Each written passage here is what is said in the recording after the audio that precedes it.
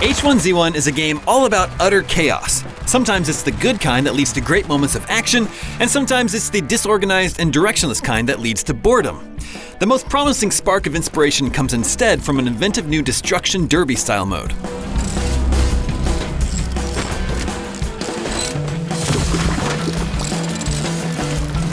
In its main Battle Royale mode, H1Z1 lacks a defining idea. Where PUBG trends toward realism and Fortnite leans into wackiness, here we're left floating somewhere in the generic middle. Some of that is made up for with fast-paced action, thanks to rounds that only last about 20 minutes on average. A match of H1Z1 can be broken down into 3 phases. The first is all about looting and getting to the circle if you aren't already in it. You rarely need to check more than 2 or 3 houses to fill all 3 weapon slots and equip a helmet, a backpack, and a thrown item.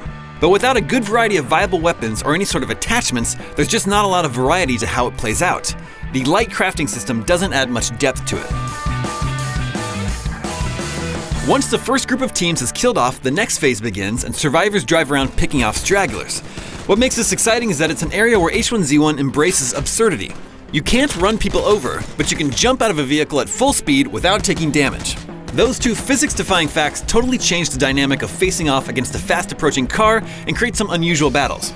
At the same time, if your squad isn't at full strength during this phase, it can be a dull game of cat and mouse. In the final phase, there are usually around 15 people left alive and the circle is too small for vehicles to be practical. That's when crates containing ultra-powerful weapons begin to fall, creating irresistible bait that can either be looted or camped. Going for crates is terrifying and risky, but if you don't upgrade your gear, you're at a big disadvantage in the final battle. But even with body armor and a helmet equipped, death comes much more quickly than in similar games, and that can get frustrating. If you struggle in solo, definitely join groups, or try out the combat zone mode to hone your skill on a map with unlimited respawns. Beyond developing your skills, there's no actual progression to H1Z1. Everything you get when you satisfyingly blast the hinges off a crate is purely cosmetic, which, to its credit, means there's no element of pay to win. As a sideshow to the main event, H1Z1 has launched with a beta version of an excellent new mode called Auto Royale. It pits dozens of cars, each filled with a driver and up to 3 gunners, against one another in a Mad Max meets Twisted Metal style affair that's full of even more bombastic explosions than the traditional Battle Royale.